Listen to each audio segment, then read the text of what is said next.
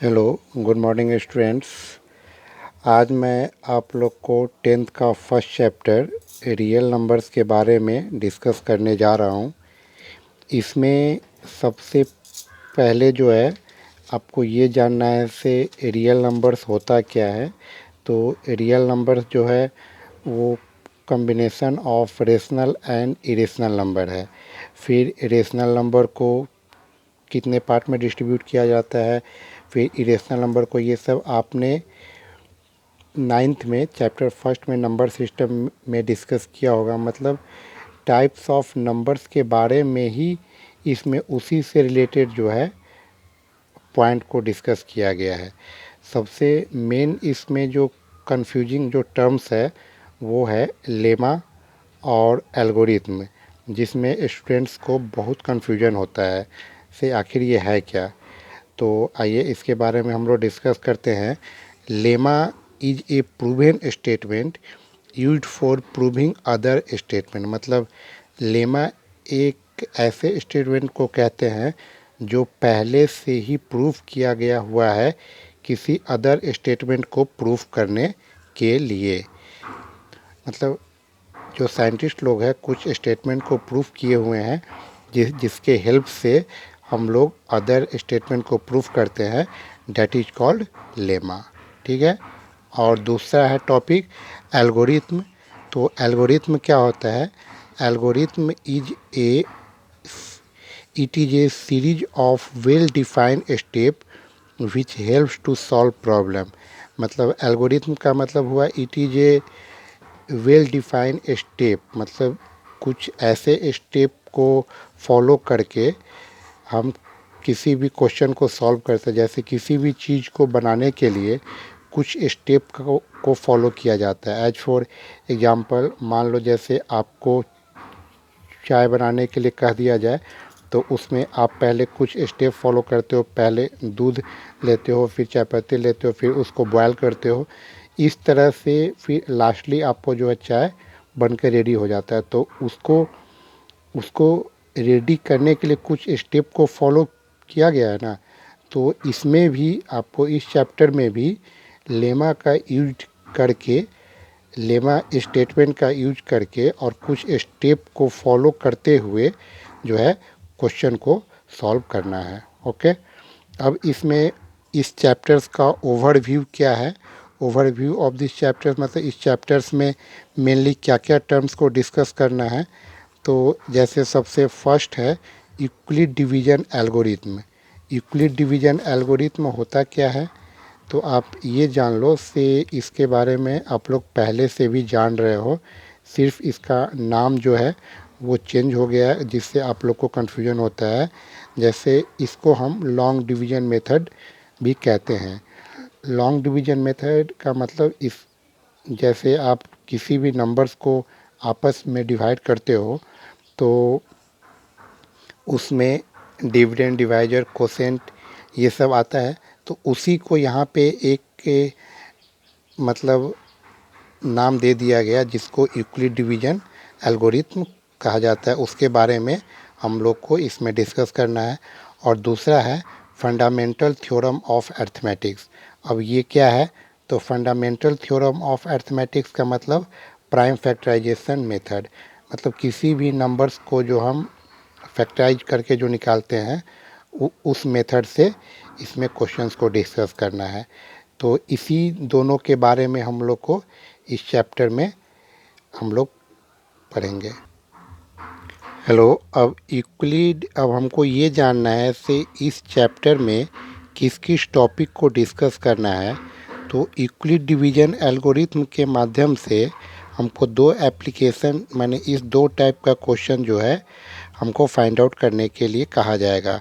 First है to compute HCF, जिसके बारे में हम लोग आगे के लेक्चर में डिस्कस करेंगे। और सेकेंड है finding properties of number.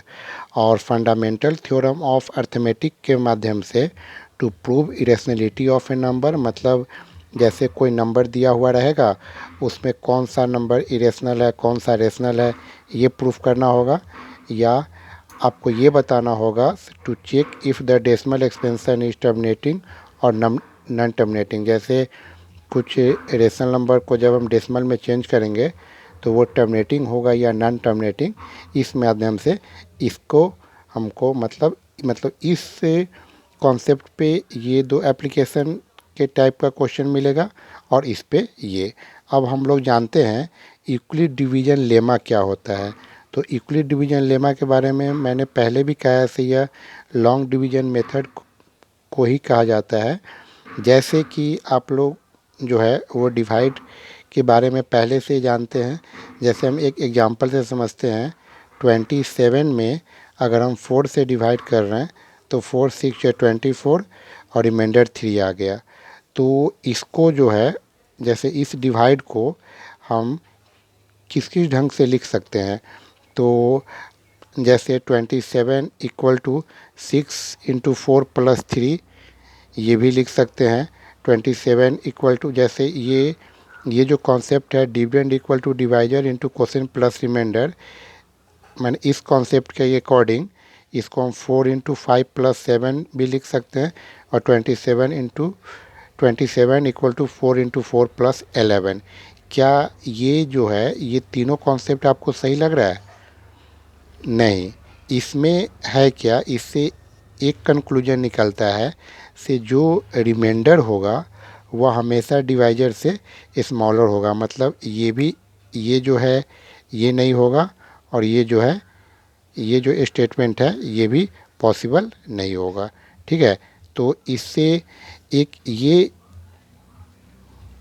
Conclusion निकलता है से जब हम इसको डिवाइड करेंगे तो यह हमेशा जो इसका रिमाइंडर आएगा वह ऑलवेज लेस दैन डिवाइजर होगा।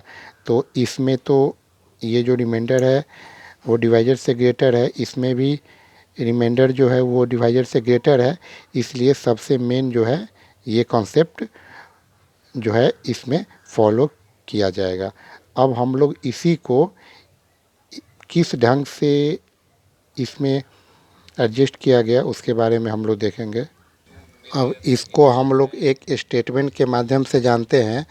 जैसे for a pair of positive integers A and B, अगर मान लीजिए जैसे कोई एक इंटीजर्स ए ले लिए और एक इंटीजर्स बी, अगर उसको जब हम आपस में डिवाइड करते हैं तो एक यूनिक पेयर ऑफ इंटीजर्स आता है क्यू एंड आर, जिसको हम ऐसे लिख सकते हैं से dividend equal to divisor into quotient plus remainder, जहाँ पे जो रिमाइंडर होगा या तो जीरो होगा या मतलब जो डिवाइजर से छोटा होगा।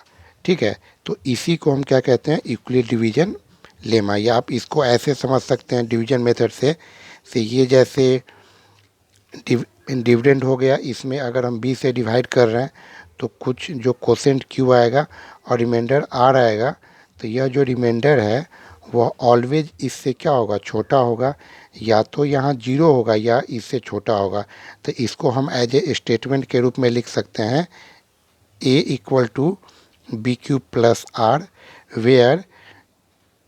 Where remainder smaller than the divisor and equal to zero. तो इस तरह से आपका जो फर्स्ट जो कॉन्सेप्ट है यूक्लिड डिवीजन लेमा जो है वो आपका ख़त्म होता है। अगर आपको इसमें कोई डाउट हो तो नीचे कमेंट करें। Okay, thank you. अब नेक्स्ट वीडियो में मैं इसके आगे डिस्कस करूँगा।